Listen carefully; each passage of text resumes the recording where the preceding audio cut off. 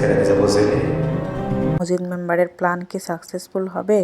Majid member কি পারবে সাদিয়াকে মারতে এবং সাহেবকে ফাঁসাতে? সো এভরিওয়ান, আসসালামু আলাইকুম। সবাই কেমন আছেন? চলে আসলাম আবারও আপনাদের জনপ্রিয় নাটকের ধামাকা ধামাকা কাহিনী নিয়ে। তো আপনাদের জনপ্রিয় নাটকে কি কি ধামাকা ধামাকা কাহিনী ঘটবে তা বিস্তারিত জানাবো আজকের এই ভিডিওতে।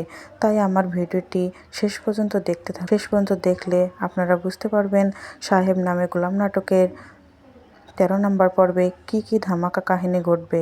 আমরা ইতিমধ্যে দেখতে পেয়েছিলাম সাহেব নামের গোলাম 12 নম্বর পর্বে সাদিয়া মজিদ মেম্বারকে মারার জন্য লোক নিয়ে যায়।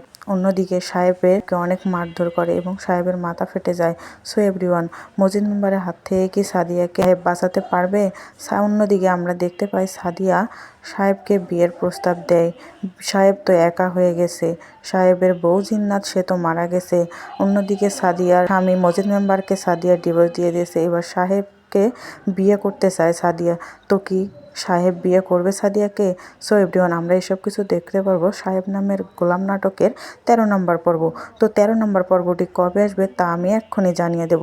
সো ভিউয়ার্স, তার আগে আমার একটি ছোট্ট অনুরোধ আছে। আপনারা যারা আমাদের চ্যানেলটি এখন পর্যন্ত সাবস্ক্রাইব করেননি তারা অবশ্যই আমাদের চ্যানেলটি সাবস্ক্রাইব করে পাশে থাকা বেল আইকনটি বাজিয়ে দিন। তাহলে আমাদের সব ধরনের নাটকের আপডেট সবার আগে আপনারা পেয়ে যাবেন। সো এভরিওয়ান, আগামী 6 তারিখ বিকাল 4টা বাজে ঈগল ইসলামিক ইউটিউব চ্যানেলে আপনারা সাহেব নামের গোলাম নাটকের 13 নম্বর পর্বটি দেখতে পারবেন।